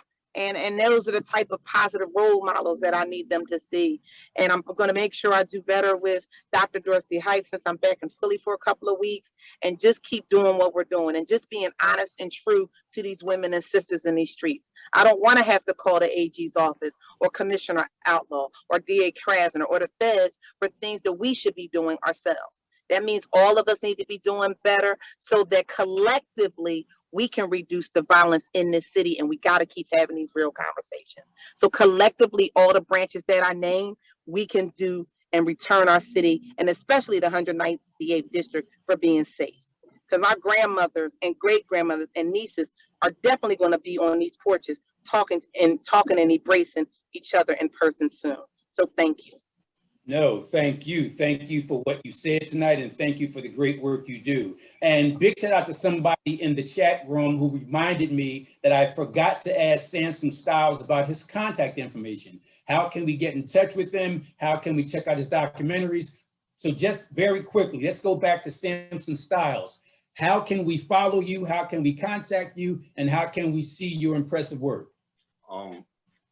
I'm on Instagram a lot as at the Samson Styles. That's TheSamsonStyles at the Samson Styles. Twitter, I'm Samson_Styles. Facebook, Samson Styles, and IG, and Facebook, yeah, Samson Styles. And you could see Killing Beef on Amazon Prime, iTunes, Apple TV, Fandango, Xbox is being globally distributed. And also our documentary Crack, Cocaine, Corruption, and Conspiracy is on Netflix. It's a Netflix original. Thank you very much for that, and thank you to the person who alerted me in the chat room. Folks, I did say we had about 10 questions from the public. Unfortunately, we're running out of time, so let me quickly do this. I'm going to be able to ask maybe 1 or 2 questions from the public, but let me quickly, I did say we had State Representative Darisha Parker. We just heard from her. I believe we had and might have lost State Representative Donna Bullock. If we find out that she's still available, we'll come back to her. Same thing about Judge Karen Simmons. So I don't want anybody to accuse Kappa Alpha Psi Fraternity Incorporated of being sexist. No, we did not push the sisters out. We're trying to get to them, but I think they had things to do. I know they had things to do. I know all the folks had things to do. Let's do this now. Go to my fraternity brothers, the esteemed Senator Sharif Street and Councilman Derek Green. Let's go to the senator first. Senator, the microphone is yours. What do you want to share with us? What do you think is important about addressing the issue of gun violence? So one, thank you for doing this. Thank you for my fraternity, Kappa Alpha Psi Incorporated, for being a leader and stepping up in this space. Look, I know we've heard from a lot of folks, but I want us to understand there's some things that we should understand about gun violence. One, like Bilal said, but Bilal and Unc, as you will, we as a community have to take responsibility. Nobody's coming from the outside to fix the problem. That's the first thing. Secondly, there are systemic things that are going on that we need to look at. Gun violence is very often correlated with poverty, lack of education, addiction, lack of emotional intelligence, access to firearms. So sometimes we act like these things we got this problem just magically happen. But the reality is that the systemic things, many of which my colleagues in the General Assembly do, no, that doesn't mean that any one individual person was forced to take those actions, but we sort of set the stage for that. We know when you have a large population of people who are impoverished, lack opportunity, lack education, you mix in guns, and unfettered access to firearms. And we keep coming up with creative ways to create more access. First, we have some of those lenient firearm laws, period. We can get that. Secondly, we have very limited laws about how you can go after and prosecute straw purchases. We don't have a loss and reporting law. And then third, and what's probably one of the most glaring examples of it is the fact that ghost guns, which look like a gun, shoot like a gun, kill like a gun, are not even legally firearms at all. So the officers, Commissioner Outlaw's officers, they think they have arrested someone with a gun, bring it in, and ballistics come back that it wasn't a gun. Attorney General's office, District Attorney's office can't prosecute them because they did not, in fact, violate the law just for possession. Now, if they killed somebody, we'll be prosecuted for the murder, but not the gun. And so there are some things we need to do systemically, and we need to continue to advocate and have our legislators move for those things at the state and federal level. Finally, you're right, and we need to fund programs. The programs that do intervention. It's great that we have lots of volunteers, but there's a lot of work involved in that. We need to fund programs like Bilal. So we need to fund programs like Mothers in Charge. Some of who get money, but get a fraction of what they should get in terms of real resources. We need to make sure we have culturally competent people engaging with our community so they understand how to talk to people, how to engage with people in a way that people understand. Look, there is a lot more I can say in this space, but the bottom point is we have to take responsibility, and there are lots of folks who are doing intervention work, who are doing work on a day-to-day basis, who are doing law enforcement work. But as a legislator, I'm a legislator because I understand there are systemic things that need to happen. And a part of this conversation needs to understand that there are systemic decisions made by my colleagues in Harrisburg and by others in Washington that set the stage for the gun violence we see in the city of Philadelphia. And when we do that, that may not eliminate gun violence completely, but it would dramatically change what's going on. And so we need to deal with those kinds of systemic things. It is not magic. It is not impossible. It simply means that the General Assembly needs to have the political will to allocate the resources, pass the laws, and do the things we know it takes to address some of those systemic challenges. I would talk for a long time on this topic because it's so important, but I know we got to hear from my fraternity brother, Councilman Green, and many others. Thank you so much. Senator, thank you very, very much. And I know that a few did have to bail out. I know District Attorney Larry Krasner had to leave, and we certainly understand because we told them we'd be finished by 8:15, maybe 8:30 at the latest. So we're well beyond what we needed to, but we heard what we needed to hear from them. Now, I was about to call up my fraternity brother, City Councilman Derek Green, but because he's a Kappa, he's a gentleman, and he respects women. So we're going to jump past him and go to the Honorable Judge Karen Simmons. And I believe we also have the Honorable Judge Lori Dumas. So we want to hear from them for just a couple of minutes. Let's go to Judge Karen Simmons, who I believe is still with us. But again, we told folks we'd be finished by 8:15, 8:30. So I'm not sure if she's still there. We're checking, we're double checking, we're triple checking. And if we don't have her here, that's fine. She has other things she needs to do. We just want the world to know that we are not ignoring the sisters. We are providing an opportunity and a platform. So I don't want to see any hate on social media tomorrow about Kappa Alpha Psi. Let's quickly. Mike, I don't know if you can hear me, but this is Judge Simmons. How are you? Loud and clear. Please go on. Share your knowledge with us. All right. Good evening, everyone. And thank you so much, Mike and the brothers of Kappa Alpha Psi for having this forum. I've been sitting here listening, and this has been really an amazing program. I didn't have anything prepared because I just wanted to absorb everything that you had to say. And I've learned so much. I've been sitting in homicide all week, and it's just been, you know, it's devastating, and it's devastating.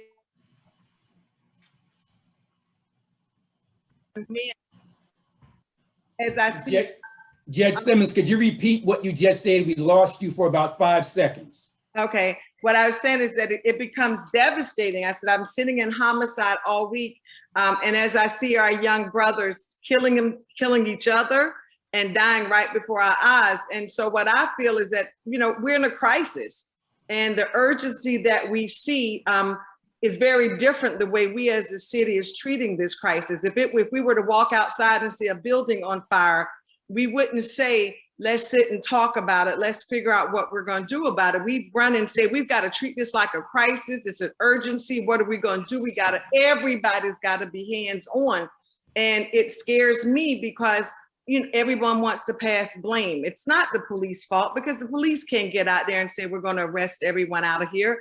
And it's not the DA's fault because this isn't the first time that we've seen the violence and the gun violence at the rate that we're seeing it, and it's not the court's fault. It's no one's fault. It's a system, as Bilal has said, it's racism at its worst, or some may say it's at its best, but it's a system that we've seen before. And if we don't do something about it, it's going to continue just like we've seen it many times before. We see, and I can't say, which is scary, that if I wasn't experiencing the exact same things that I see the young people come before me experience, I can't say that I wouldn't be in the exact same position. I as a judge on the other side of 50, I can't sit here. I don't trust the police. I don't trust the system. I don't trust the DA's office. And this is me as a judge. And it's scary to be able to and have to say that. And with that in place, I think what we all have to do is figure out a way as to how do we get together, talk to the young people, because we've been talking at them for so long. We've been telling them what we think will work. They don't want to hear that. I have a 21-year-old. He doesn't even want to hear me anymore telling him what's going to work for him. But talk to them about what solutions they think will work, what solutions they need from us. We know it was a pandemic, but the first thing we closed down was our schools, but the first thing we opened up was our court system. What is that all about? Philadelphia court systems, I must say, opened up, but it opened up in a different way than any other court system that housed and heard from people that didn't look like us. I must say that we have people that have sat in those prisons waiting to go to court for over a year.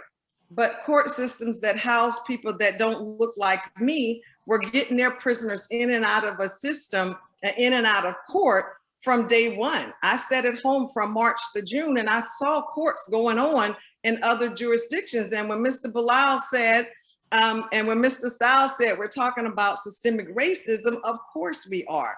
And until we address those issues, we're going to continue to have this racial reckoning. And so while I don't have the solution, I know what isn't working. And I know when we all come together and really seriously start talking about the issues and start treating it like the crisis that it is, then we actually can start moving this pendulum and start seeing some successes, because our young people, they're fired up and they're ready to do some changes. And when they start burning stuff down, and then we'll start listening. And I think that it's time right now that we stop saying we want to do something and start actually doing something. And so I'm here to do whatever I can. And I just want to say thank you all. And as a Kappa sweetheart, I really appreciate everything that you all have done and continue to do. If you had mentioned the Kappa sweetheart part at the beginning, we would have added another 15 minutes for you. But thank you very much. And folks, we will have to get out of here at 9 o'clock in about 13 minutes. We have some final words for our prestigious and preeminent poll mark. And for those who don't know, that means president. And we're going to get to him, brother poll mark Damian S. Jackson, Esquire. We're going to get to him in about 10 minutes. At this point, what we want to do before we hear from the Honorable City Councilman Derek Green, I believe we have Judge Lori Dumas available. And if we do have Judge Lori Dumas, we're going to go to her right now. Good evening, everyone. I just wanted to, I'm not going to stay long because I know that you have other speakers that need to follow. I am just so happy to be here. I continue to be amazed at the things that we can do when we come together. Knowledge is power, as I put in the chat, and we have to continue to ensure that we are equipping each other with the knowledge so that we need so that we can empower our communities. You know, most of you who know me know that I sat in juvenile court for 15 years. And that's where my passion work, occurred. That's where, I saw, I see and saw the reason why we are here today. And so I am just grateful to Kappa Alpha Psi for bringing us all together so that we can really put our heads and our resources together to help our young people in particular, right? Because they are our future. To help to come up with solutions to ensure that they have the future that they deserve. So thank you so much for the opportunity to say a few words, and I'm looking forward to part 2. Judge Dumas, thank you very much. We appreciate you spending time with us, and we're going to get to the gentleman here. Well, it's a bunch of gentlemen here, but certainly I'm highlighting City Councilman Derek Green because we were supposed to get to him 15, 20, 30 minutes ago, and he's been so patient. We appreciate that. Councilman Green, the microphone is yours. Thank you, Brother Coard. I want to thank all of my fellow brothers of Kappa Alpha Psi Fraternity Incorporated for this event as part of our Kappa Week activity and events. And, you know, for me, not only being a member of this organization is definitely very important because we focus on achievement through every field of human endeavor. There was a lot of great conversation this evening, a lot of great ideas and suggestions. And although I'm both a member of this outstanding fraternity and also a member of City Council, in some ways I want to take both of those hats off and focus on the fact that we as a people have gone through a lot from 1619 to 2021. And we've talked about a lot of different issues and perspectives and things that we can do to take action. But I think something that each and every one of us on this call can do is reach out to a family member, someone on their block that lost their way, to find out what's going on and listen to the young people in our communities. We have somehow gotten away from that. I know we have our Achievement Academy where we mentor young men, but we need to mentor more people and broaden that, not just through Kappa Alpha Psi, but the Divine Nine, but all of us who are on this call, we can do that. And I say that because if you think about, and I'm looking at Samson, I know he's done prolific work in media, and I'm thinking about Concrete Cowboy. And then if you saw that film, there's a character by the name of Smush. And if you saw the full movie, I don't want to give all the details, but I'll give a little perspective. He was on one path and somehow lost that path to go to a different path.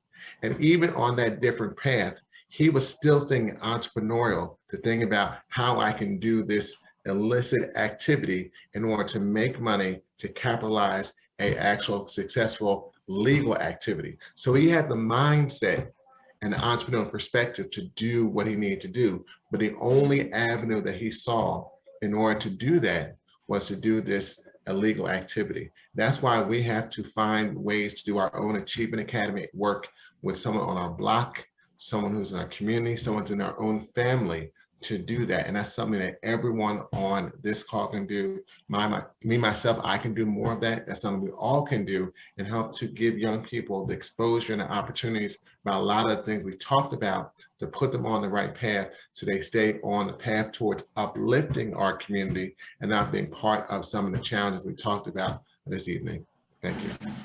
Councilman Brother Dare Green, thank you for that. And we really are running out of time. We got less than 8 minutes left. I had hoped to get through all of the 10 to 12 questions from the public, plus there's some stuff in the chat, but don't worry about it because this is part one of a multi-part event. So we encourage you to follow us, Kappa Alpha Psi Fraternity Incorporated, Philadelphia Alumni Chapter on social media so we can let you know when the next event will take place. That's the first thing I wanted to say, but very quickly, for one or two panelists, I want to get to one question that was submitted.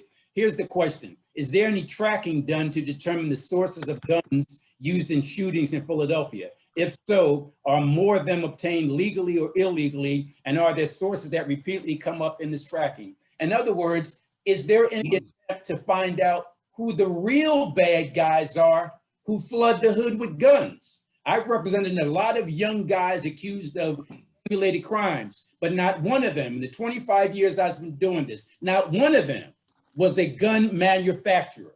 Where are the guns coming from? Is anybody addressing that? Is there one or two panelists who want to deal with that?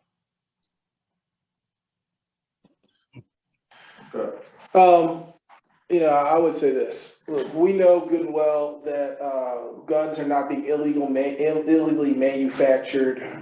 We know that those guns are being, by and large, sold at some point legally, and then in that supply chain, move from legal sales to illegal sales. But the manufacturing of the guns is being done in legal factories. The manufacturing of the guns is being done by probably publicly traded companies that are trading on Wall Street. The investors in the guns who ultimately make profits off of that are doing it knowingly. And so there is Wall Street investment. There is profit-making company. There are profit-making companies. There are the beginning of the supply chain starts off with legal construction, manufacturing, and distribution. And then we knowingly cripple law enforcement's ability to shut down that transition from illegal to legal. And so it becomes very difficult, whether it's the Attorney General's office or the District Attorney's office, to prosecute, to do levels of prosecution which will effectively shut off the complete supply chain. Now, we do a great job, and I would say great, parentheses, not so, the system is very effective at locking up people who come to possess an illegal firearm when we know that they are mass manufactured with the full knowledge and intent that they will be used illegally and they will be used in commission of crimes. So in the end, when the person does that, the system is pretty good at locking those people up. It is not so good at stopping the flow of those guns. So hopefully that was succinct and responsive. Senator, thank you very much. Brother Senator, thank you very much. And before I turn it over to our esteemed Polmark/president, let me just tell folks that if you really want to find out what our next steps are, please follow us on social media. There's a number of ways of doing it, but if you go to Instagram, it's Philly Noops Live. That's Philly, P-H-I-L-L-Y, Noops, N-U-P-E-S, Live, L-I-V-E, and we'll be able to let you know what's going on. As I said several times during tonight's event, this is just part one of many, many events. And by the way, there were some folks who were putting questions or comments in the chat saying, hey, why didn't you Kappas talk about this? Or why didn't you Kappas talk about that? Well, the answer is we're limited. We can only do a 2, maybe 2.5 hour presentation, and we can't do much more than that. We encourage you all to support what we're trying to do or do something on your own. Very quickly, my esteemed mentor, he's an ancestor now, the Honorable Charles W. Bowser, Esquire. He said a lot of times we in the Black community are like people who drive past a horrible auto accident. And each time we drive by, everybody says, wow, that's a horrible accident. Somebody ought to do something. Mr. Bowser says, you're somebody, you do something. So if there's something you think the Kappas did not do tonight, please do your own thing, reach out to us, and we will help you. Having said that, I'm going to turn it over as this program started with our preeminent, our prestigious, our honorable Polmark, meaning President, Brother Damian S. Jackson, Esquire. And before him, I just want to say thank you, panelists, thank you, viewers, thank you, attendees. This thing is an overwhelming success. We had no idea that we were going to get the reception we got. And because of that great reception, as I said, this is part one of a multi-part event. Without further ado, the Honorable Polmark/President, Damian S. Jackson, Esquire. Thank you, Brother Coard. And I want to thank all of our panelists. You guys were tremendous. You really exceeded our goals and our highest wishes. We thank you for extending your time and spending this evening with us on a very important and poignant subject. And like we have said, and we will repeat to say, this is just the first step. Okay, we want to continue this dialogue. We want to come up with active solutions. We heard a lot of information tonight. We want to get that out there to the public, and we want to partner with all of you to get this thing working forward. That's why we are here. We are leaders in this community. We are the ones who are going to be able to turn this ship around. And although it is very cliche, if you're not a part of the solution, you're a part of the problem. Okay, we are here. We have a voice. We have opportunities. We in our chapter boast to have over 200 members within the Philadelphia community. We have people who can work and come up with ideas and be a resource. So please contact us. We were going to be reaching out to you for your support and the rest of our activities as well. We can be reached at phillycappas.org. That's our website. If you want to get in contact with me, it's polmark@phillycappas.org. That's my email address. We are here for the community. We have been here, like I said, for 99 years, and we want to be here for at least 99 more. Please go to our website, phillycappas.org. Check out the rest of our activities for Kappa Week. We are doing a fundraiser on Saturday for sickle cell anemia. It's called Battle of the DJs, where we will be raising money for sickle cell anemia. As you know, blood disease inherited that affects all, not affects all, but affects primarily African-American people, okay? People who look like you and me. So please come out and support. Again, I thank you for your time.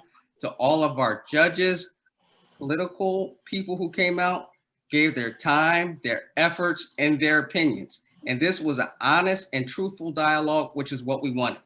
It wasn't rhetoric, it wasn't full of cliches. And what it really came down to, people were speaking from their heart. So we appreciate that. And lastly, thank you, Brother Coard, for your time. You did a phenomenal job. We appreciate everything you have done. I would be remiss if I didn't thank everybody who put this thing together. Brother Zahir Coney, Brother Luwembe Dominguez, who took care of all of our technical stuff, because I know a little bit, but he is a master class in all the tech. And last, but definitely not least, Brother Devin Allen. Without his heavy lift of getting all of these people together, making all these contacts, opening up his virtual Rolodex to getting our panelists and all the contacts that he did, this program probably would not have been the success it was. So thank you, God bless, and good night.